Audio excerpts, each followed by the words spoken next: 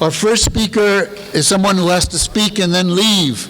He came here yesterday by cutting short a political trip to Mexico. He's Malik Mujahid, who is a leader and founder of the Muslim Peace Coalition, which was founded and then developed into about 16 states in the United States. He's also a leader of Sound Vision, which is an audio-visual entity that for Muslims and known all throughout the Muslim population in this country. He's a leader of the Muslim community in Chicago and really throughout the country. And he's also the president of, what is it called? It's founding member of Muslim Peace, executive, no, he's of the chairman of the Parliament of World Religions, which is a substantial organization internationally. They will be holding a conference in the fall in the United States, and we'll have about 15,000 representatives from throughout the world who will be there. I've known Malik. Okay, I've known Malik. How is that? I even got deeper in my voice. I've known Malik for a while, since the first UNAC convention in 2010 in Albany, when he came from Chicago with a carload of folks and said we need more Muslims in the organization, and that was part of the prompting for the Muslim Peace Coalition. And after that conference, we organized a demonstration in New York City on the anniversary of the Iraq War, and also another one on the West Coast. And Malik came from Chicago to New York City with me, and we traveled around to one mosque after the other in the New York City area and talked to them about the war, talked to them about the situation with Muslims in the war who were all under attack, and the importance of them showing that they are for peace instead of the terrorists that this country tries to make them. And out of that came a resolution from 100 imams around the New York City area in support of our April 9th demonstration and in support of the anti-war movement. Nowhere else has that happened. 100 imams from the New York City area, where there's about 500,000 Muslims. And so this is Malik.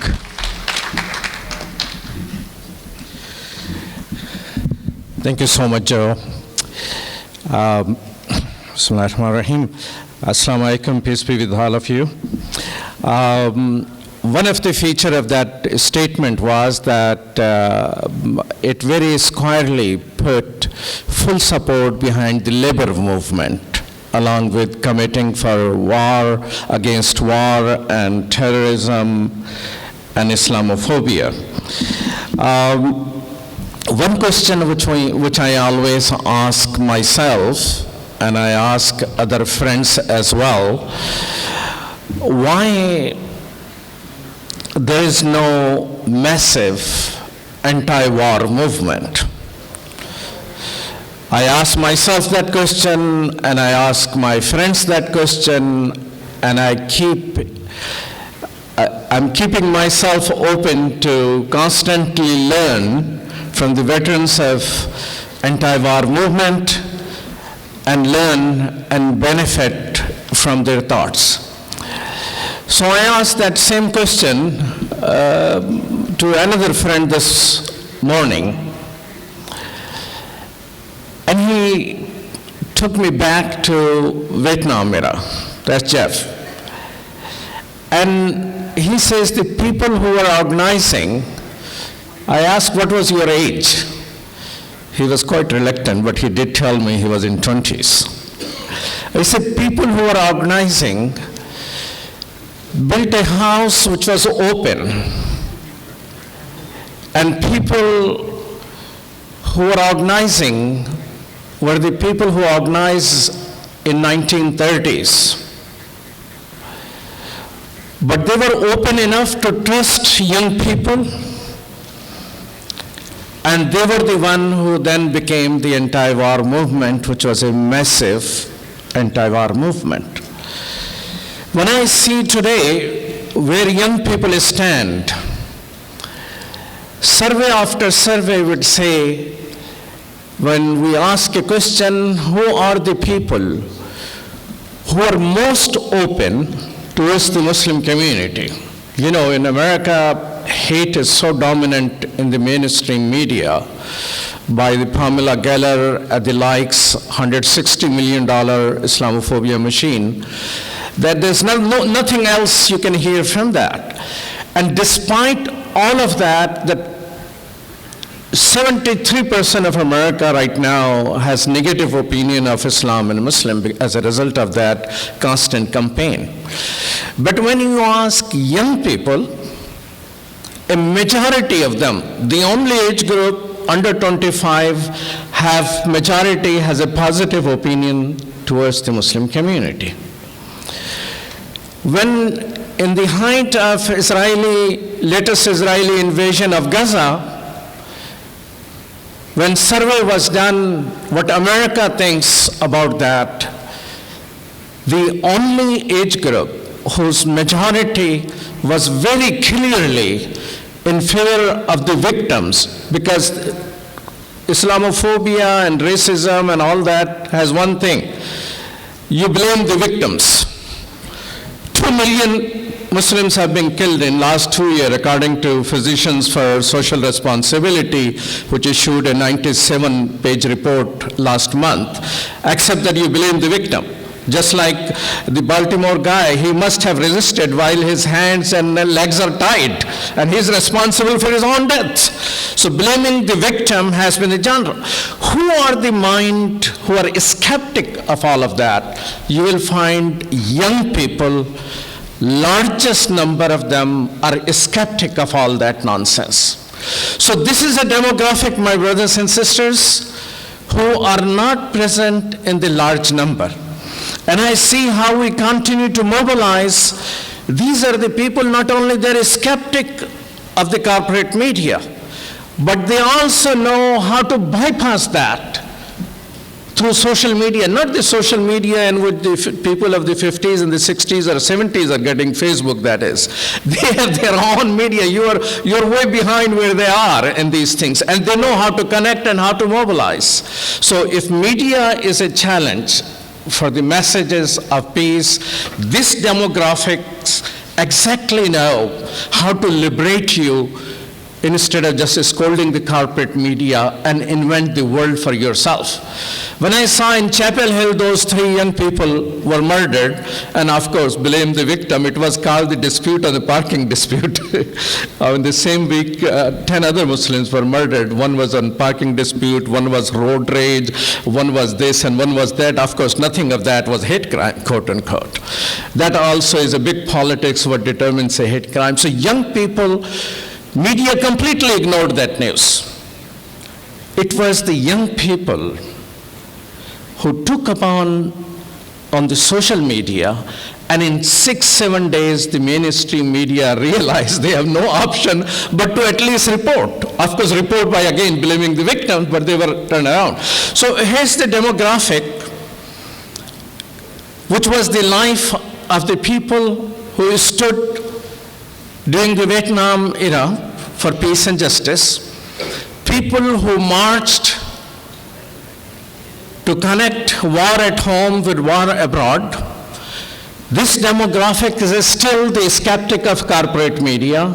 They are the most peaceful people and willing to embrace the new world. If today we adopt, and I support that on behalf of the Muslim Peace Coalition, that if we adopt that we are going to mark the first anniversary, and they are going to be building blocks leading to that. This will be something which we can support. But wherever we are, whoever we are a coalition. We are not 100% in alignment with all the ideology and belief systems, but we are in coalition for peace and justice. If we all agree that we keep an eye at the demographics. If we got $100, I would put $80 towards that demographics. So they come forward, and just like the people who were who started to learn to be organizers in 30s were able to deliver in 60s and 70s. I'm hopeful that if we are thoughtful, methodological, learning from the past, but keeping hope with the young people, we'll be able, hopefully, to turn our movement into a massive movement. Thank you so much.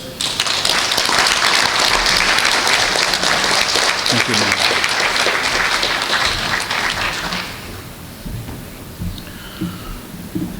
Our next speaker is Dr. Mazeda Akhtar Uddin. Did I say that anywhere right?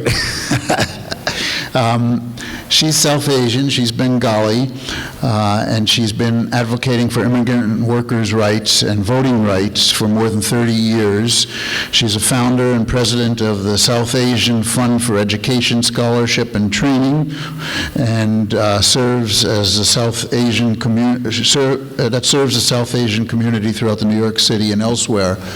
Now, I met her recently because people know about the collapse of the factory in Bangladesh that killed many, many workers.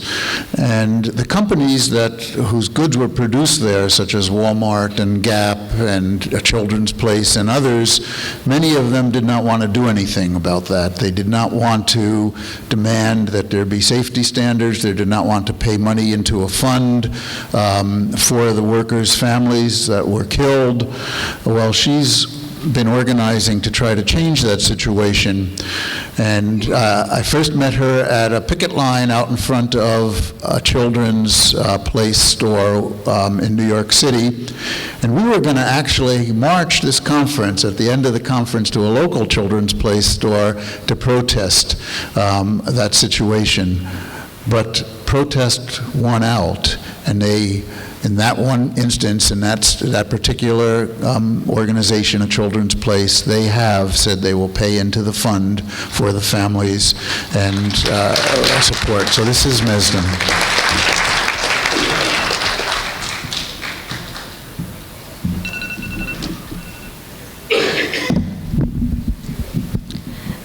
Thank you, everyone. Nice to be here. We are third justice country in USA, but they are not worker justice. Because since 2013, building collapsed, we are begging USA government, state, and international. And we did not succeed yet, though we lost over 3,000 people, garments workers. We are the second largest production in the country, but we are not getting any compensation which we wanted. We lost over 1,000 deceased and family, and disabled over 500.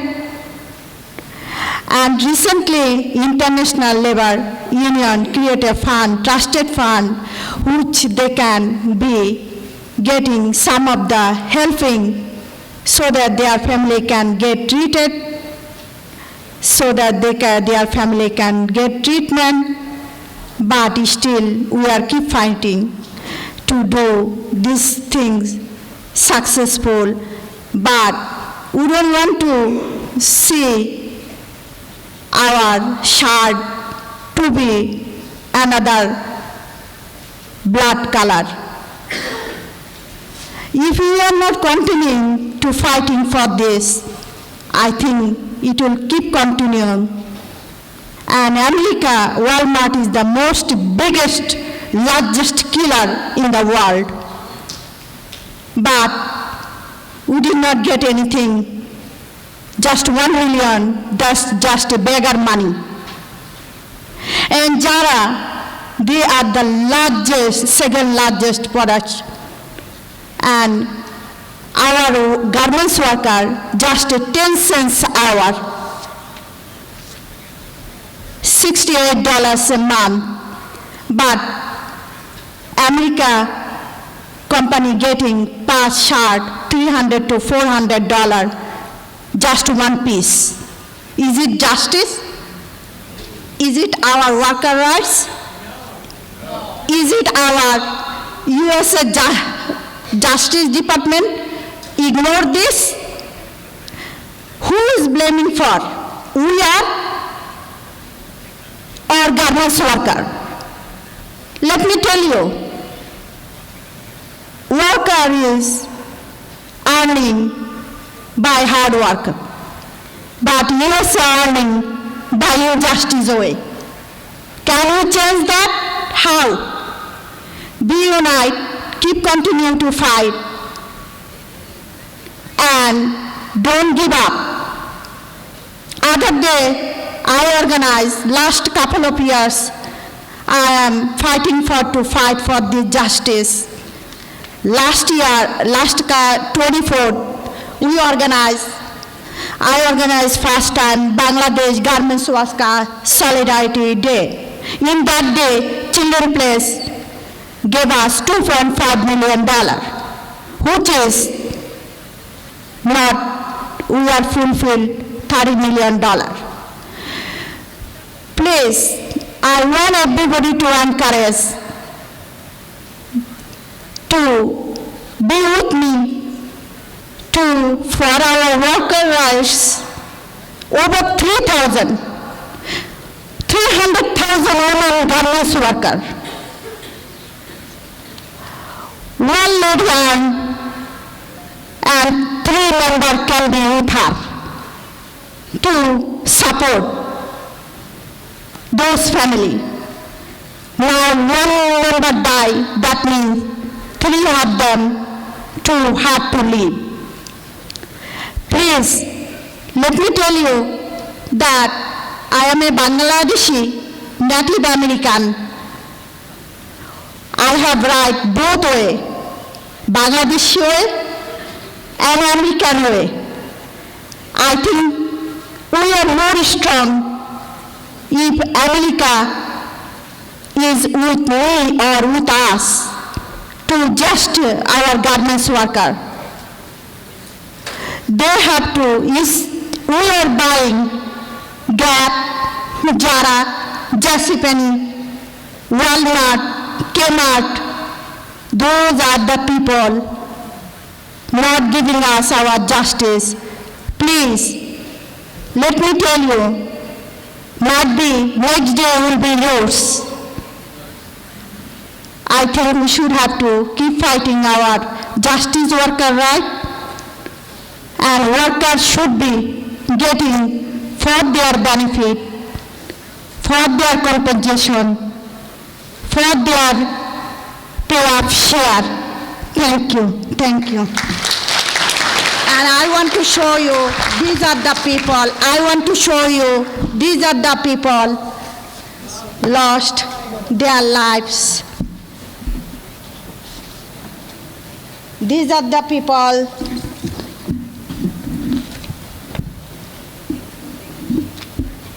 they lost, and they are waiting for our justice share, fair share. I think you will be, everybody should be follow and remember this Memorial Day.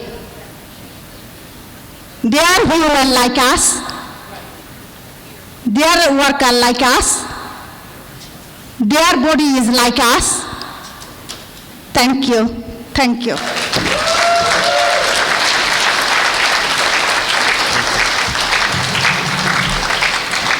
Peace.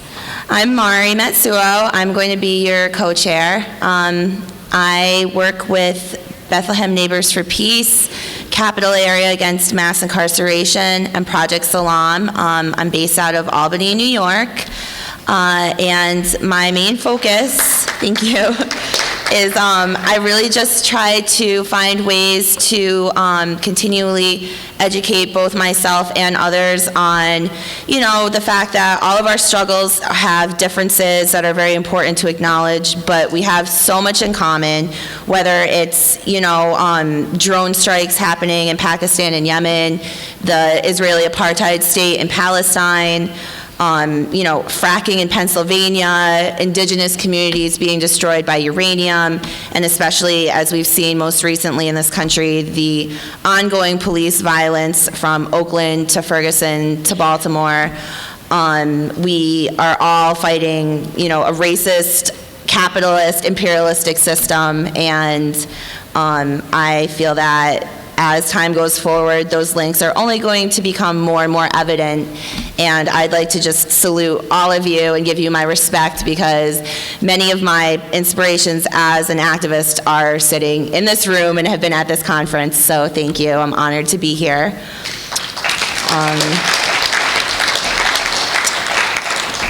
The first person I will be introducing is Cynthia McKinney, who is a former 6-term U.S. Congresswoman, well known for her defense of political prisoners and the people of Palestine. She has traveled on a ship bringing medical supplies to Gaza that was rammed and sunk by the Israelis, arrested and detained in Israel. She has also led international delegations to Libya during the 7-month U.S. bombing of Libya and traveled to Syria during the U.S.-NATO war.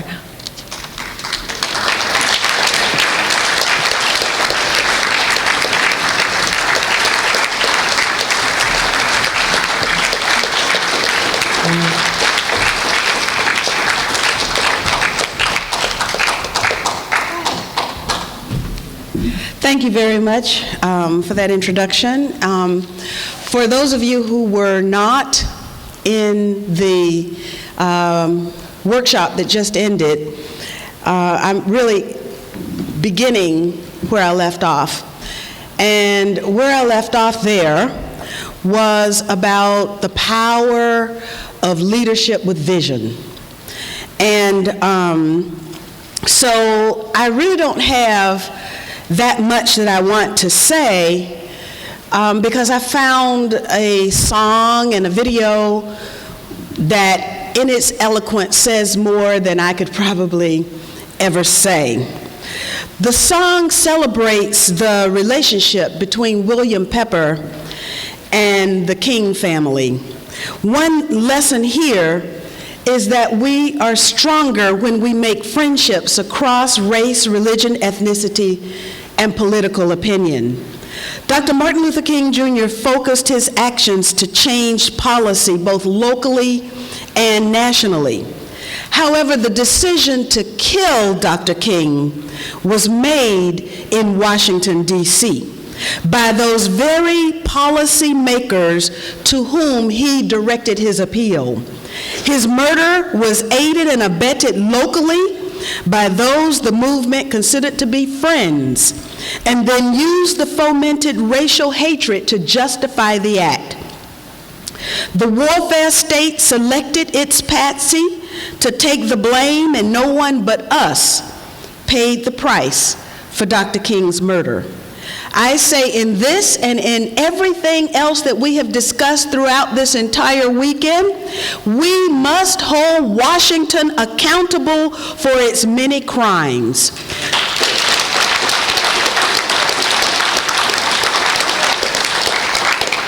For without accountability, what we do here is for naught. And our grandchildren will still be fighting U.S. wars 50 years from now.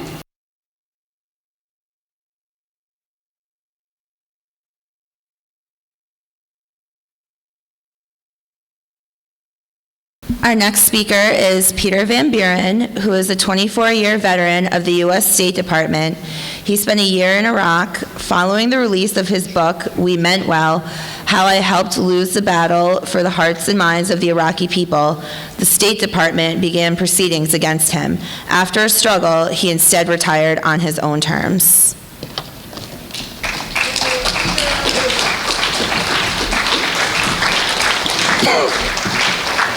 Thank you for having me. My name is Peter Van Buren, and I am perhaps one of the few people in the tri-state area who may have met Chelsea Manning in person. I'm certainly the only person who's ready to admit that today. But before I get to that, I worked for the U.S. Department of State for 24 years and was a remarkably mediocre bureaucrat before being sent to Iraq to supposedly aid in the reconstruction of that country. And I was embedded with the U.S. military there. I came to understand that the money we were spending on so-called reconstruction totaled out to be $47 billion of your tax money, was being wasted. It was not helping the Iraqis. It was enriching contractors at best. Most of it was simply being thrown away to evaporate like water in the desert. This caused me to eventually decide that an act of conscience was necessary, and I brought this to the American people's attention through an act of whistleblowing by writing a book called We Meant Well, about what I saw and experienced in Iraq. The book, the title We Meant Well, by the way, is sarcastic. It's rare that a week goes by when someone doesn't send me an angry note saying, "We didn't mean well, you're another Bush appointee." It was sarcastic, and I've noted for the next book not to be a little more straightforward in saying, this is not a good thing. I've also learned to leave my picture off the back of the book to boost sales. I probably met then Bradley Manning because we were stationed at the same small forward operating base in the Iraqi desert. I was embedded with the military, and I was the only State Department person there. And there were less than 200 of us. There was one cafeteria, one place to take showers, one place to make phone calls, one place to go play Xbox with your friends. There is no way that we could have avoided each other. More to the point, Manning's workplace, the place where he copied the State Department files to a CD or a DVD, the famous Lady Gaga CD, was across the hall from my workplace. And I often went into that area to read classified traffic. And so the chances are we bumped into each other. We may have stood behind one another in the cafeteria line. We may have killed each other in Xbox, because all we did was play Call of Duty, where you shoot other people for fun. Not unlike what many of the people's day jobs were there.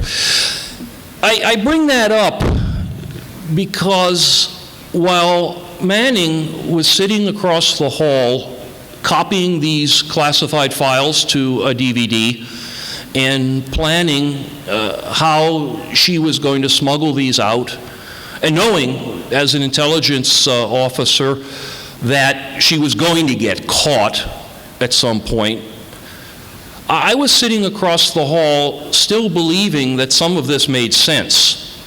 I hadn't yet had that call of conscience that led me to become a whistleblower. Instead, I was sitting there reading the same material that Manning was. I was reading it about the atrocities, about the torture, about the actions that the U.S. was taking in Iraq, the same as she was 10 feet away. But she was copying the files, and she was planning to bring these to the American public, and I was simply doing what I thought was my bureaucratic job. And I bring that up in hopes of helping you all understand what it means to be a whistleblower. You know, the topic of this panel is challenging the warfare state. And while there are many ways to do that, one of the most effective is through whistleblowing, because it's only the people on the inside of government who are really in a position to tell you what's happening inside of government. Who else knows? It's closed box. And we were the ones inside who could tell you this. And Manning is a perfect example, and as we all know, much of Edward Snowden's motivation was Chelsea Manning. The thing that bothers me and gives you a sense of what it it's like to choose to be a whistleblower is that I didn't do it. I had access to the same materials Manning did, maybe even some more, and I didn't do it. If I look back and imagine my then Bradley Manning coming to me and saying, you know, hey sir, I heard you're with the State Department, here's what I'm doing. I confess that I don't know what I would have said or what I would have done. And the reason is because I did not have Chelsea Manning's courage. It's kind of the first time confessing I don't have courage where people clapped, but thank you for getting it. This is usually where I make a hair joke. The gentleman with the dreadlocks, thank you, I'm jealous. The thing is this, every time you see a whistleblower, that person has committed this act of conscience through an extraordinary act of courage. He or she has to be willing to lose absolutely everything in return for this action. Go to jail, be assassinated, lose your freedom, never see your family again, lose your job, lose your home, lose all your friends, not be allowed to speak publicly, get locked up someplace, get sent off to Guantanamo or worse. You have to be willing to throw all of that on the table and say, it's still important for me to make these statements. And so for Chelsea Manning to do that, when I didn't, and maybe 10,000 other people in Iraq at the time who had access to the information didn't do it, tells you something about her courage and Edward Snowden's courage and their willingness to sacrifice absolutely everything for you. Now we want to end with a call of action. And this is very important because it's fun to talk about these things and maybe even educational and that. And this is what I want to share with you. There are people out there right now who are in this process, of sorting through what their conscience is telling them, sorting through particularly what faces them in return, in retaliation for those acts of whistleblowing. Nobody just wakes up and says, yeah, I've been working for the government for 24 years and I better just get all this information, out to the newspapers as soon as possible, maybe before lunch. That doesn't happen. It is a progressive process. It is slow. It is agonizing. It causes you to sit up very late at night and say, am I ready to do this? And so we need to encourage these people. One of you will meet one of those men or women who's in this process. You may not even know you're meeting him or her because they're probably not going to come up to you at the bus stop and say, hey, I was wondering about whistleblowing, and is the number 6 bus coming? It doesn't happen. So when you speak to people, when you write things, when you talk to people, keep in mind that person out there in your audience and give him or her courage, give him or her the encouragement, give him or her the push that Chelsea Manning got from inside to do the right thing. Thank you very much.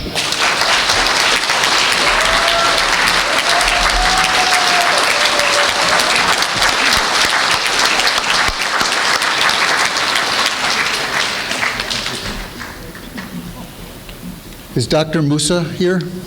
Would you come up, please? Right now I'm going to introduce Cheri Honkala. She is a co-founder of the Poor People's Economic Human Rights Campaign, fighter for the poor and human rights for many years. She's been a Green Party candidate, and she's going to speak to us right now.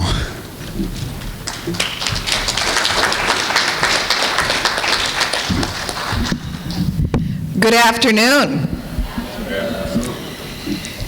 I bring you greetings from poor and homeless families across the United States of America. And for us poor mamas, Mother's Day is an important day, because today is a day where we have to continue to worry about where our children will sleep, write letters to our children that are in prison, grieve over our children that have lost their lives to homicide,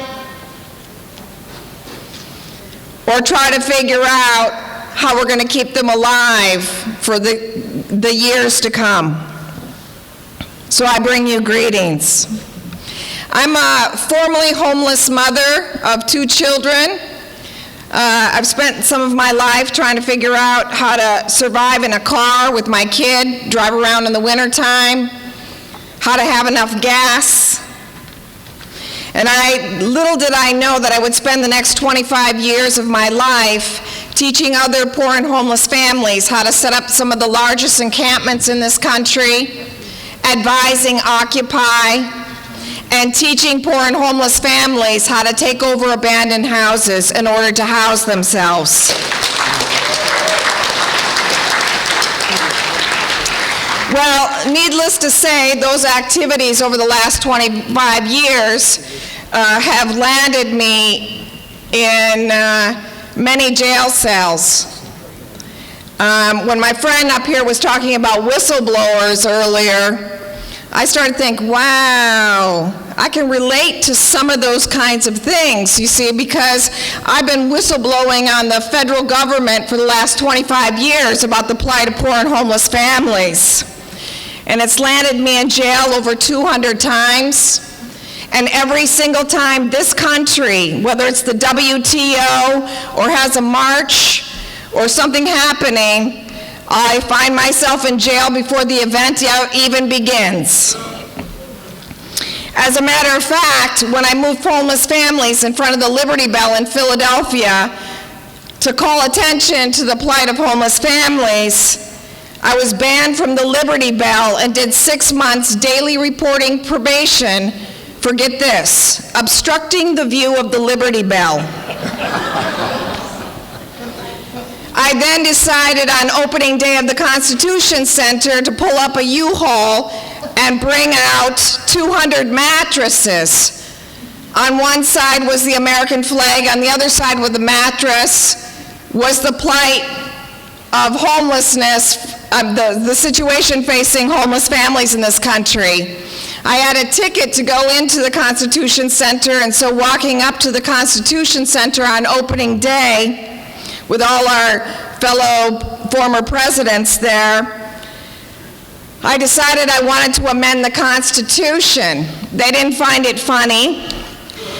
And needless to say, even though I had a ticket in my pocket to go into the Constitution Center, I was charged with 7 felonies and was banned from all of Independence Hall this time for over a year. Little did I know how dangerous talking about what the struggle is to stay alive in the cold months of winter would be in this country. Little did I know how dangerous it would be to talk about gathering some money together to buy a gallon of milk. Well, I certainly know there had to be a serious problem when little kids, I'd have conversations with them in housing projects and trailer parks, and they'd rather talk about any issue in the world, but they certainly wouldn't talk about their family losing their home to foreclosure or how their family couldn't pay the rent. Well, I've dedicated my life to talking out loud about the thing we can't talk about, and that's poverty in one of the richest countries in the world. You see, I've learned over the years that you only get what you're organized to take. And the last thing poor folks need in this country is pity.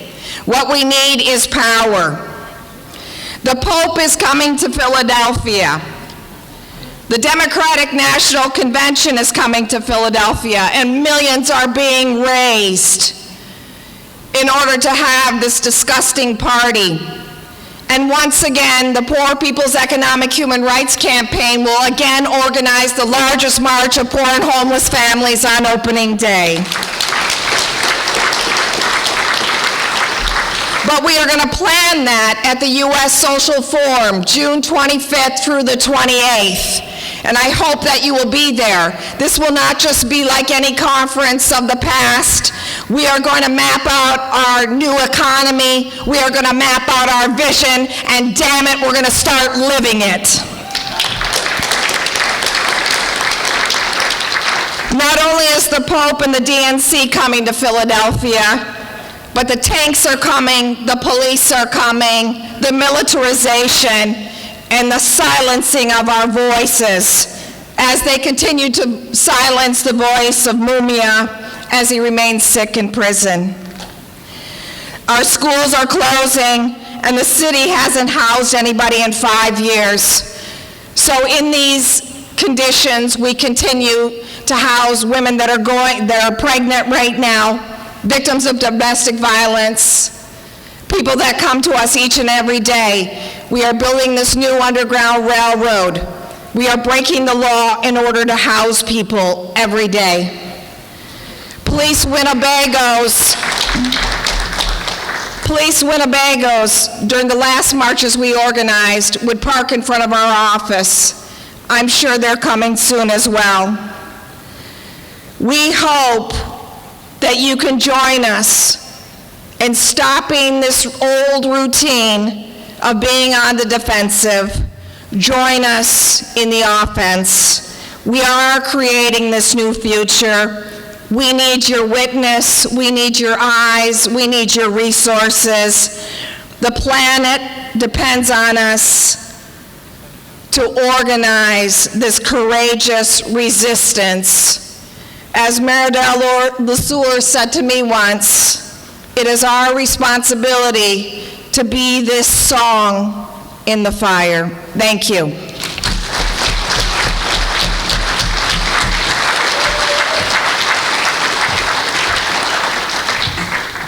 Our next speaker is Dr. Ghias Moussa. He is from Syrian American Forum. He's an officer of that organization. He's a longtime activist and a practicing cardiologist.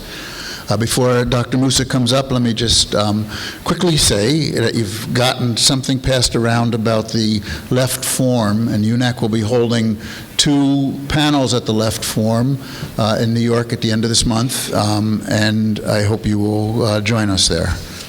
Dr. Moussa. Thank you very much, and good afternoon, everybody. It gives me a great pleasure to stand in front of you today, and we thank Ms. Flounder, Sarah Flounder, for inviting us. It's a beautiful forum that all the civic and social demands and causes are being discussed. And I like to add the plight of the Syrian people to the list of demands and causes in front of you. I am originally from Syria. I'm currently a practicing cardiologist in the United States, but I went to medical school in Syria for free. The government was able to pay all of my fees and all of my books.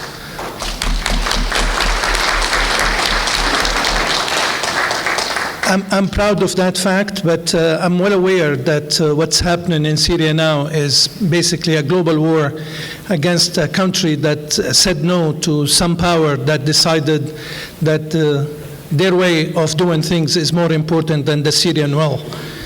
The Syrian people had voted last year overwhelmingly, and you were able to see it on all kind of networks in Lebanon and all over the world, free will of the Syrian people to decide on their governance. Nevertheless, our Washington decided that this is wrong and we need to get the president out. It's a new thing in the history of the world that one government across the ocean decides which kind of government and which kind of president should be in a different country. And we think this is why all of that is happening in Syria. They were able to import all kind of fighters, all kind of terrorists from all over the world, with one time a reason of religious zealots and the other time a reason of freedom fighters. Nevertheless, the war still ravages in my home country, and hundreds of thousands of people are displaced. A lot of people were killed, and we're still looking for freedom. I'm going to just go over a few historic explanation for you, just to be on the right line, you and I, in the discussion, and then we'll talk more about what's happening now in Syria. from the turn of the 20th century, the Ottoman Empire was governing the area, and there Turkey was occupying Syria and the whole neighborhood. And the First World War started, and the British and the French decided to give Palestine to the Israelis. And somebody has to pay the price for that. And since then, a war between who supports the State of Israel versus who does not support the State of Israel has taken place. From 1914 to 1918, and then the immigration to Palestine started, and in 1936 there was a big uprising in Palestine, a lot of killing, a lot of refugee, and the war between pro-Israel and against Israel continues. Then we have, as you all know, the start of the State of Israel in 1948, and there was a war between the willing and the non-willing, the way President Bush said it once. And again, there were more refugees and more freedom fighters. And for a reason or another, all of those people expelled from Palestine that are called refugee and in refugee camps, we still think of them as bad people, terrorist people that should not defend their rights in going back to their homes. Only 8 years later, in 1956, Israel decided to go and occupy the Sinai Canal because they were threatened by Nasser then saying something about the Suez Canal. And the American government, for a reason or another in that time, decided to support the facts and the rights of the Egyptian government to do whatever they say, and they stopped the Israeli from occupying. Only for 9 more years, and Israel launched another war again to defend the Tiran Straits that's in the Red Sea. And again, another war started between who's pro-Israel and who's against Israel. We move further. In 1969, in Jordan, we had a civil war for a few years. It's known as the Black September movement. And again, the Palestinian that wants to go back versus the Jordanian government that wants them to disappear somewhere or another, and a war between who's pro and who's against. They moved to Lebanon, and Lebanon had from 75 to 1990, 15 years of civil war. And again, we were very instrumental from Washington to decide that those people that don't want Israel to continue the way it is built now, they don't want to have the apartheid state, they have to be fought, and now 15 years of war took place again in there. After that, only a few years later, we had the war in Iraq. And again, the similar stuff. Before our attack on Iraq, we had friends in the area, was the Shah of Iran. Iran was not Shiite Muslim. They were not bad people then. They were our ally. Why? Because they were supporting the State of Israel. Whereas we had to fight everybody else except the people that are with us. Now Khomeini comes, Shah is out, now Iran becomes the villain. We always have to find a villain that we have to fight. We have to galvanize our people in here to fight whoever is saying no to us. And after Khomeini come, we had our friend in the area being Saddam. Saddam was the best man there is because he was able to fight the Irani. And we were happy with his performance until the money that the Gulf states were making, sorry, I'm taking too much time, ran out, and then they decided to fight Saddam, and they had the war against Saddam, and we were able to liberate Iraq, and the vicious liberation left a lot of people without homes and a lot of killing.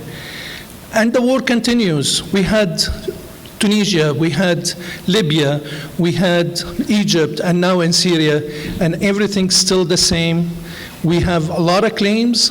We have people saying it's for freedom. We have people to say it's for humanity, for civilization, dictatorship, Sunni versus Shiite, religious war. It all boils down to the same thing. We like to support the security of Israel. Fine, but why are we creating wars? When is it time that we need to decide that war is enough and we should not fight anymore? Let's find a way of negotiation to solve our conflicts. Now in Syria, supposedly Washington is against ISIS. But for a reason or another, you don't hear about ISIS in the media anymore. We don't fight them anymore. You remember a few weeks back, we used to bomb them. But the fact of the matter now, ISIS is controlling a lot of money. They're selling oil. The oil they sell, we buy, we pay them. We were able to do beautiful sanction against Hamas in Gaza, now against Yemen. We don't allow a drop of oil to reach them. We don't allow food to reach them. In Gaza, we collect taxes and we don't give them salaries for their doctors and their policemen. But they're still bad people. In ISIS, in here, we are against them and we bomb them, but we buy the oil from them and we give them money.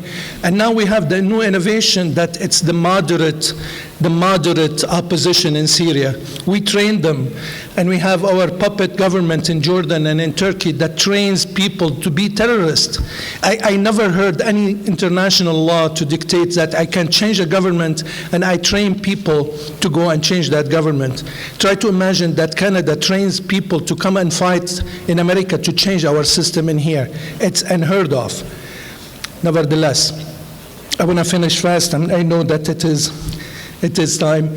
I want to finish by just saying the last comment that nowadays the apartheid state in Israel is very evident. They are against black Israelis, not only against Arabs.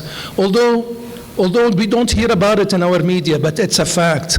And they're still treating the black Israelis bad, but they're still 100 times more than the way they treat Arabs, especially Arab kids. It's time for all of us, community that love peace. It's only time for us to get together, to have all of our act together, and to be very strong and loud in saying enough for war, let's leave a peace, a time and an energy to be able to stop that nonsense. Thank you very much.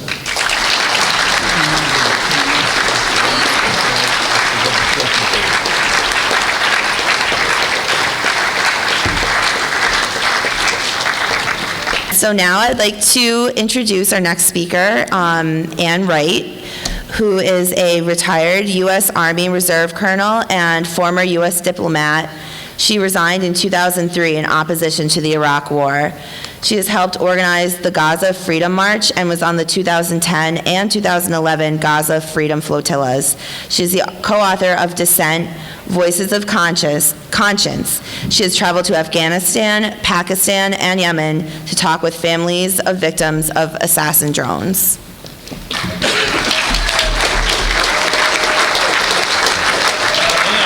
Thank you. Well, thank you very much. And I want to thank UNAC for such a wonderful conference. I mean, we have been talking about a lot of issues. And while this plenary talks about challenging the warfare state, I mean, let's look at what the warfare state is. The warfare state that we've really identified here in our own country, the war that we're fighting, the Black Lives Matter, the militarization of our police, the police brutality, immigration rights, wage equality, labor rights, fighting for the poor, all of those such critically important. And thanks to all of the wonderful, wonderful speakers and organizations that have educated us so much during these 3 days. I want to talk about challenging the warfare state internationally, the international solidarity that is so important that we as U.S. citizens do.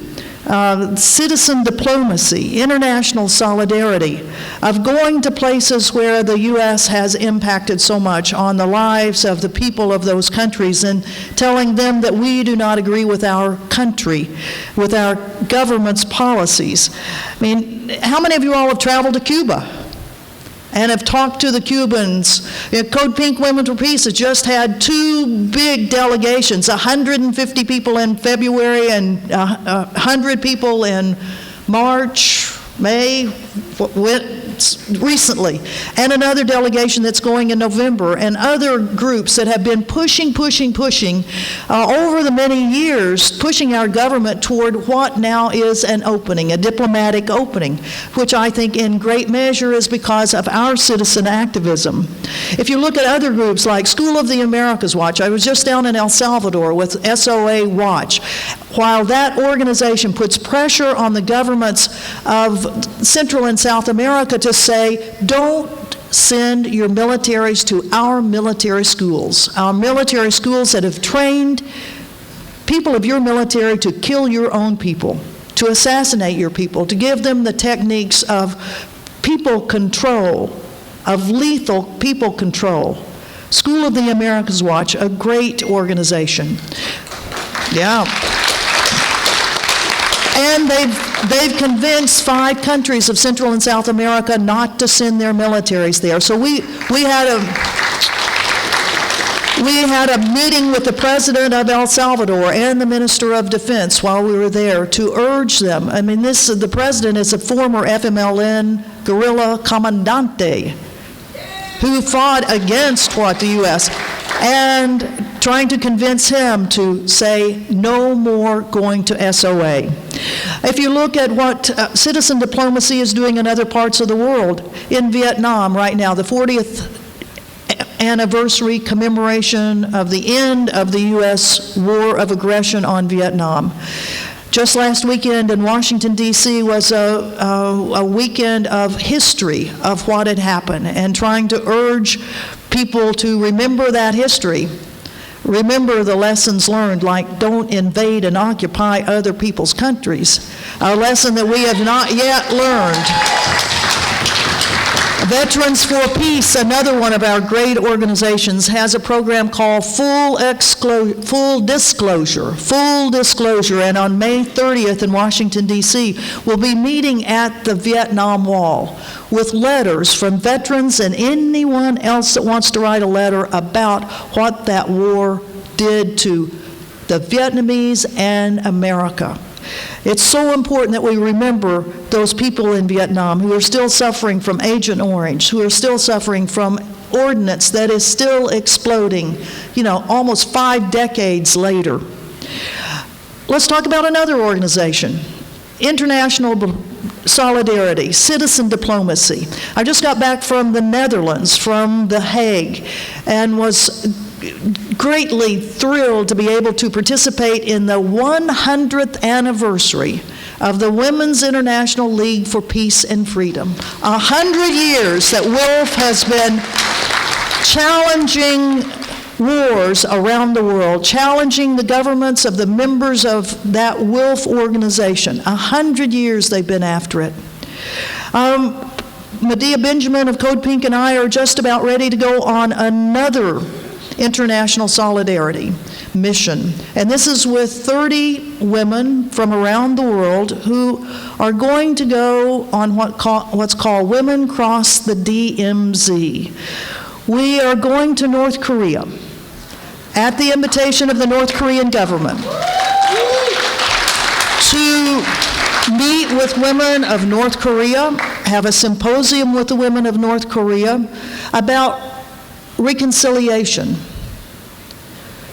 We are going, it looks like, and this is through the efforts of a group of Korean American women who have been working on this for at least 5 years to get the permission of the North Koreans and then the United Nations to go walk through the DMZ.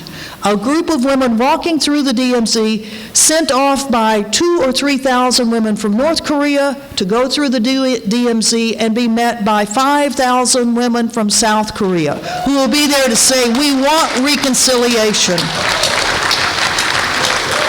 And then a symposium in South Korea with the South Korean women's groups to talk about the longing of the people of Korea to be back together. And as those peoples challenge their governments, both of which have elements that are entrenched in keeping the status quo to keep that peninsula divided. And yet it's up to us as international citizens to assist wherever we can. And I know that you all are all part of that. You, each one of you, have been doing this for all of your lives. I'll just end on another type of project, a project of international solidarity that has to do with boats.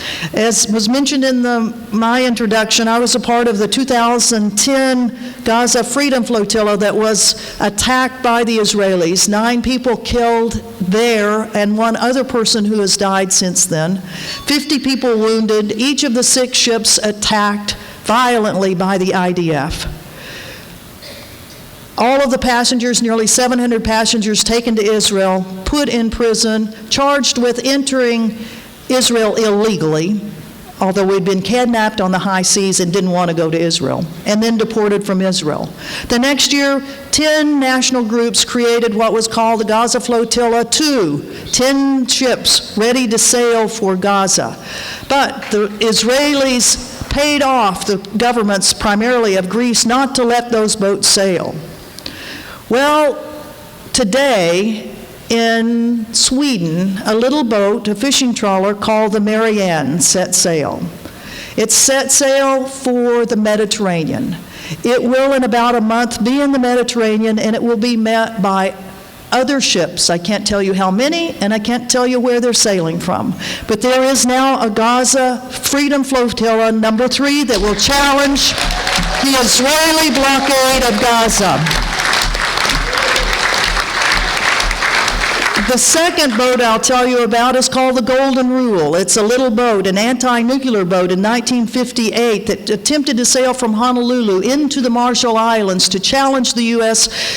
atmospheric explosions that were going on there. It was stopped. It was stopped just like the boats in Greece were stopped. However, that little boat created an international stir that the United States was being challenged by its own citizens on its nuclear programs. You know, right now in New York, right across the river, the Non-Proliferation Treaty talks are going on right now. So this little nuclear boat disappeared. 50 years later, it was found up in Northern California, and for the past 4 years, it's being renovated by 2 chapters of Veterans for Peace. It is now ready to be launched, and on June 22nd, it will be launched in Humboldt Bay, and then we'll start a slow trip down the west coast of the United States as an educational vessel teaching our young men and women about the horrors of nuclear war. And it will arrive in San Diego the first week of August, the commemoration of Hiroshima and Nagasaki, and also the time for the National Convention of Veterans for Peace in San Diego. That boat can come to your city, particularly if you live on a coast. So we want that to be a part of your education for your communities. The third boat I want to tell you about is a boat that is leaving today from Iran. It is a boat sponsored by the Red Crescent of Iran. It is a boat with humanitarian assistance that is going to try to deliver humanitarian assistance into Yemen. We have on board, there are several internationals on board, we think 5. And I'll mention 2 of them specifically. Caleb, that's with the International Action Center. Caleb is on board, and Tig Berry of Code Pink Women for Peace is on board. There are some other internationals that their names may be appearing in the future, but let's send great greetings, great empathy toward all of the people who are around the world, who are challenging governments no matter what they are doing, that you, the people who are concerned about the issues of today, are willing to put your lives out on the line. Thank you very much.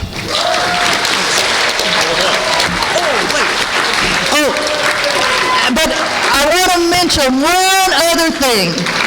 This next week, if you want to talk about doing something on international stuff, if you want to prevent the United States of America from doing yet one more horrific thing on the people of the world, then please email, call, go to Washington. Next week, the Congress is really going to be going down on this Trans-Pacific Partnership. It's our time, so put it down right now. No more fast track. No fast track for TPP. Thank you.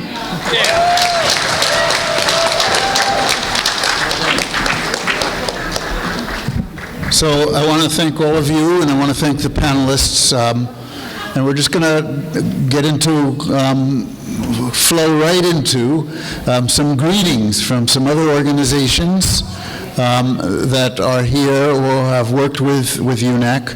And first I'd like to ask Chris Nineham from the Stop the War Coalition in Britain to come up. And while he's coming up, I'll read you a greeting from Peace and Neutrality Alliance in Ireland. We wish the UNAC conference every success. Ireland has a deep and long established relationship with the U.S., with 8 Irish, 3 born in Ireland, signing the American Declaration of Independence from the British Empire. Since we will be celebrating the 100th anniversary of our own Declaration of Independence from the British Empire next year, it would be great if the two anti-imperialist traditions, Irish and American, work more closely together in the coming years. That's from the Irish Peace and Neutrality Alliance. And now we have Chris Nineham. I met Chris in September. I traveled over to Wales because there was NATO was going to Wales.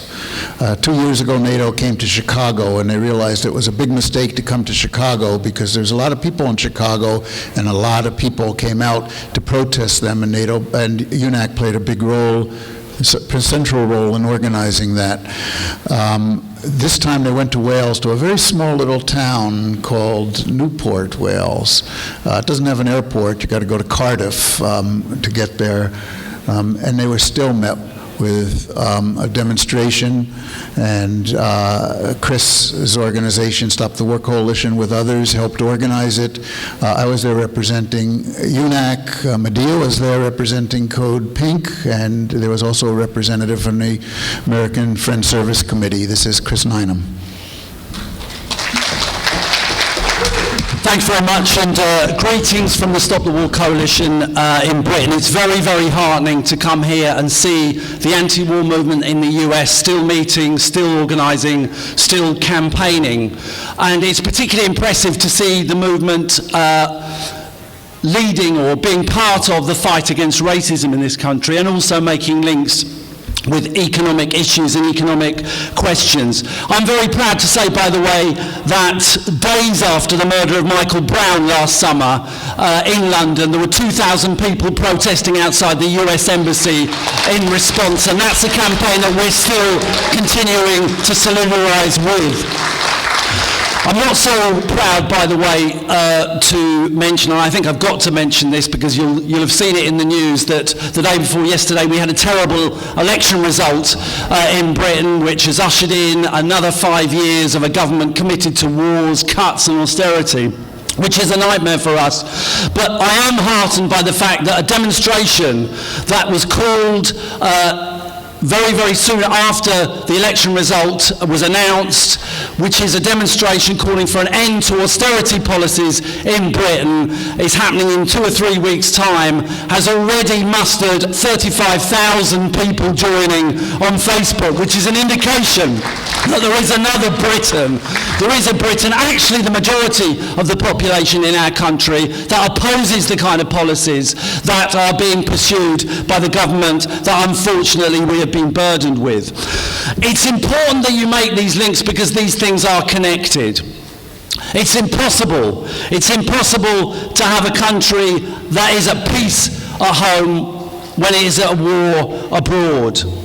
And one of the things that's happening in Britain is that the government and the military and the establishment are using some of the techniques that they learned or developed in Basra and in Kabul to intimidate, to harass, to surveil, and generally to repress, particularly the Muslim communities in our countries. And one of the things that the Stop the War movement and the anti-war movement in general in Britain is utterly committed to is a principled, continuous, mobilised defence of the Muslim communities that are under siege in our country. The truth is as well that I don't believe it's possible to build an economic struggle against governments committed to the 1%, against governments trying to promote these policies of inequality and austerity. I don't believe that it's possible to develop a mass campaign against those kind of policies on the economic level unless we are also campaigning against foreign wars, because foreign wars poison domestic politics, foreign wars divide people at home, foreign wars weaken our movements, and we have to make sure that we are doing all these things at the same time. And I want to leave you on that subject with a few numbers. In Britain, 70% of the population is against the kind of foreign wars that have been pursued by our governments over the last 14 years. But I've done my research as well about the United States, and there was a recent Brookings survey from earlier this year which says that 57% of the population here oppose using ground troops in Iraq, and 72% are against military action of any kind by the US military in Syria. And I think these things are important. Firstly, because I think they're partly the product of our work, the product of your work, the product of everything that we have done over the last 15 years or so. And don't forget, we must never forget that your president and our prime minister tried to launch an attack on Syria in 2013 to start another front in the war on terror, and they were stopped by public opinion. It's easy to get downhearted, it's easy to feel overwhelmed, but I do not believe that that would have happened. I do not believe that that potential offensive would have been stopped if it hadn't been for the protests, the pickets, the mass meetings, the demonstration and the direct action we have all been involved in over the last 14 years, and we must hold on to that. But I also give you these figures because it may be hard at the moment to mobilise protests against wars, partly because the wars have become proxy wars, partly because they're relying on drone warfare, partly because they themselves fear public opinion, so they're not at the moment putting boots on the ground. But nevertheless, this campaign remains absolutely essential because they are addicted to war. The kind of anxiety that they face internationally, the kind of worries they have about the instability in various parts of the world, I believe will drive them back to further foreign interventions. And so we have to keep campaigning. And when we campaign, we should make sure that we do not feel and we do not act like an embattled minority. Because the truth of the matter, that on these issues, we speak, if not always for the majority of the population, we speak for millions and millions of people who instinctively or otherwise realise that these kind of aggressive foreign policies can only lead to disaster. And so we need to reconnect with the millions of people who oppose wars. We need to build on the achievement of the last years. And right now, I believe that means winning amongst the widest possible audience the argument that terrorism, that ISIS, that jihadism, that radicalization, whatever words they give to these ideas, these are not Muslim problems, they are Western problems made in Whitehall and Washington by 14 years of wars and occupations. Thank you very much.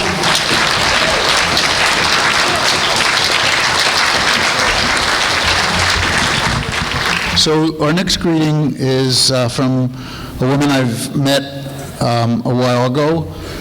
She's an American, German-American, who's living in Germany, so I guess she's American-German, or something like that.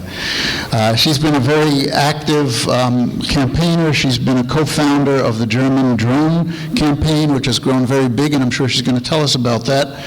She's an anti-war activist both in Germany and the United States. She worked on GI newspapers in Berlin during the Vietnam War. She is now active in War Resisters International in Germany, and she's been working with UNAC and with Code Pink.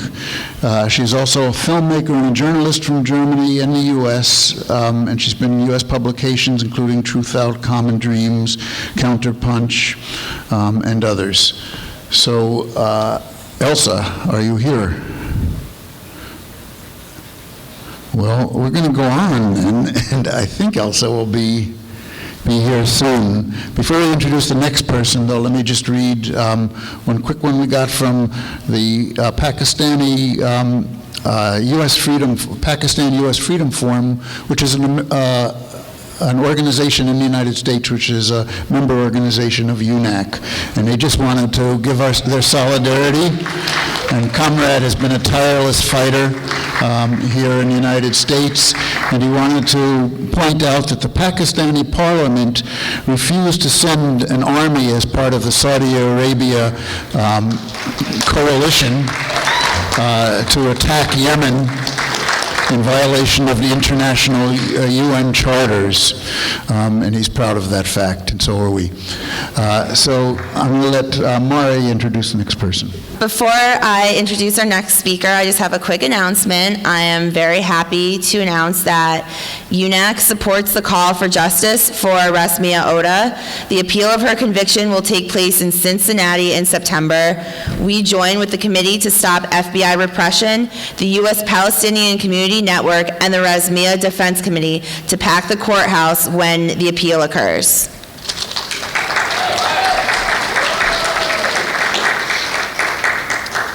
So next, I would like to introduce Elizabeth Byce, who is the federal treasurer of the Socialist Caucus, the organized left wing of the labor-based New Democratic Party of Canada. She is a retired member of the Canadian Union of Postal Workers and the former secretary of the Toronto and York Region Labor Council.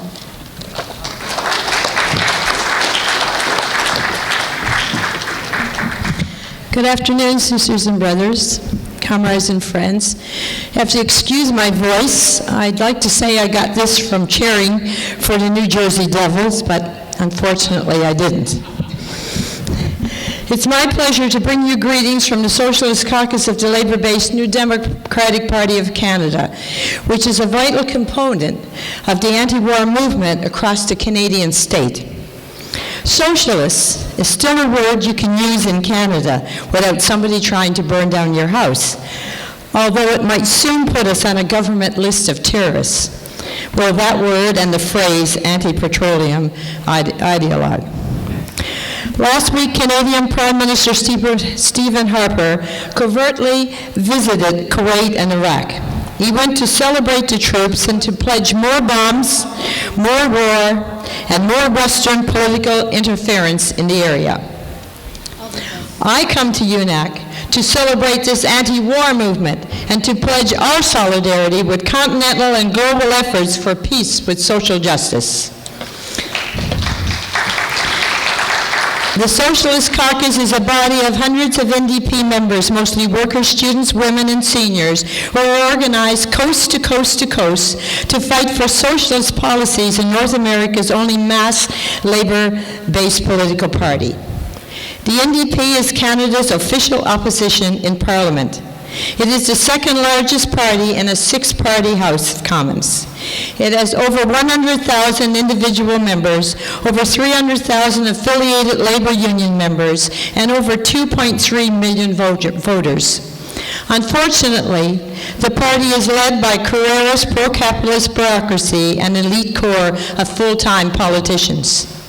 In the face of such challenges, the Socialist Caucus is well known in Canada as the party's organized left wing with a long list of accomplishments. We played an instrumental role in winning the NDP to demand an end to Canada's military intervention in Afghanistan. The bulk of Canadian forces were withdrawn from Afghanistan in 2012. Unfortunately, as yet, we haven't had equal success getting NDP leaders to denounce Ottawa's involvement in Libya, Syria, Ukraine, and Haiti. The problem, sisters and brothers, is not public opinion. It is a problem getting the progressive foreign policy issues onto the party convention floor for debate and vote. But we will get there. We've got there before, and we will do so again. We and others did pressure NDP leader Tom Mulcair to get off the fence and oppose the so-called anti-terrorist law, Bill C-51. It creates a new police force with the power to break the law, to infiltrate legitimate protest groups, to detain without charge anyone who threatens the interests of Canada. Which brings us back to anti-petroleum activists, climate justice seekers, and Indigenous people. But that won't stop us from continuing the struggle, because solidarity knows no borders. So we are proud to stand with the anti-war movement in the United States. We are honored to be here to be able to speak to you today and take back the information and ideas from this great conference that you've had. So we say, money for homes, not bombs. Canada out of NATO. End imperialist intervention everywhere. Thank you. So I've already introduced Elsa, and she's now come up here, so I won't introduce her again. But let me just say that the issue with the drones in Germany is a very significant issue that we haven't paid enough attention to at this conference, and here's Elsa to tell you about it.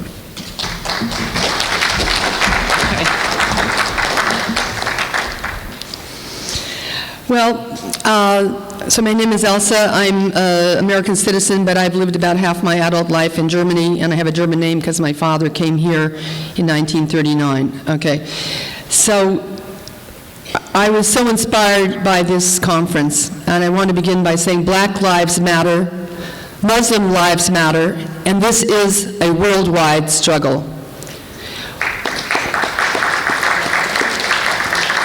When I heard Michelle Kamal tell us that she is prepared for a long struggle to get justice for her son, Abdul, who was executed without due process, murdered by police on the streets of Irvington, New Jersey, I thought about all she has in common with Faisal Ali Jaber of Hadramaut in Yemen.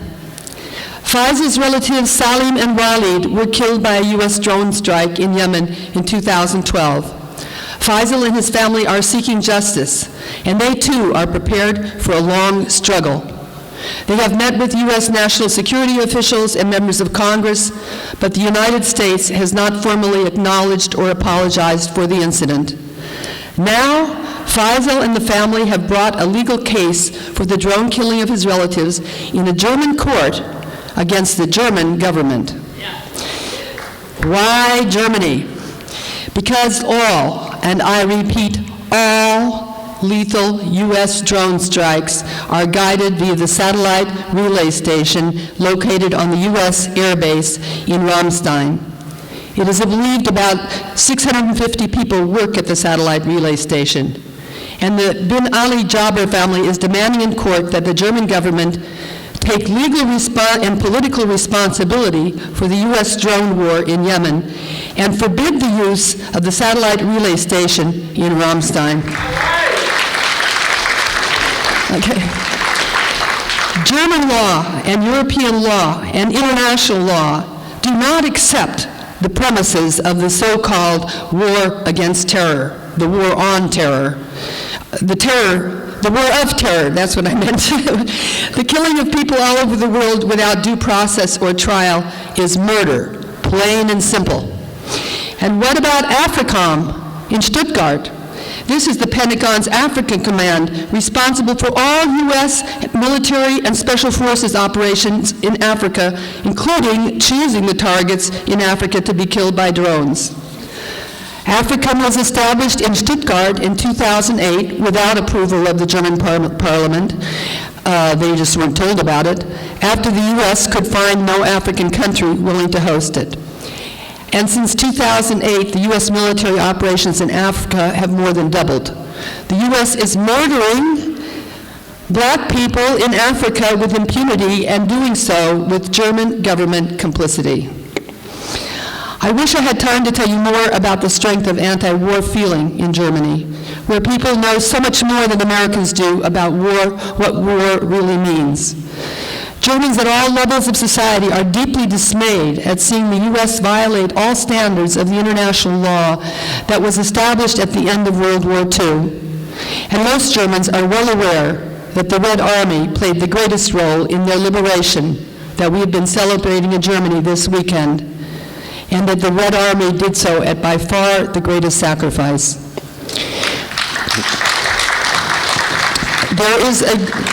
There's not much time to tell you about this. I can't tell you about our Mumia solidarity work, all of this, but I will say there is a growing movement in Germany. This May Day, more than 18,000, mainly young Germans, together with refugees and immigrants from war-devastated countries in Africa and the Middle East, marched through the streets chanting, "Immigrants are welcome here," and anti-capitalista.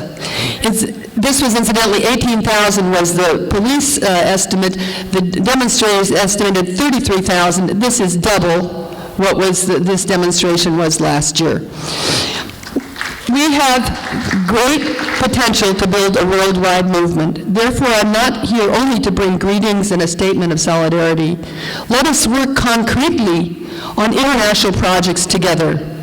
Let us together force the German government to close down the U.S. Africa Command in Stuttgart and the satellite relay station in Ramstein, and the use of military bases in Germany for the U.S. wars that are murdering people of color all around the world from the beginnings of the war against terror and before. And let us bring those responsible before the courts of justice.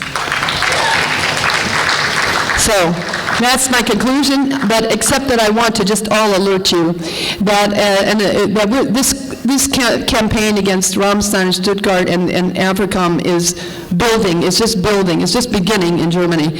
And we have, though, a very important date on May 27th.